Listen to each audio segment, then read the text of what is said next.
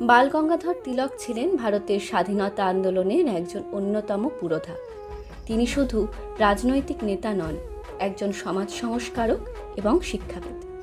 1893 সালে তিনি গণেশ উৎসবকে একটি সার্বজনীন উৎসবে রূপান্তরিত করেন, যা ভারতের স্বাধীনতা সংগ্রামে একটি গুরুত্বপূর্ণ সাংস্কৃতিক ও সামাজিক মাধ্যম হয়ে ওঠে। পূর্বে গণেশ পূজা ছিল ঘরোয়া এবং ব্যক্তিগত পর্যায়ে সীমাবদ্ধ।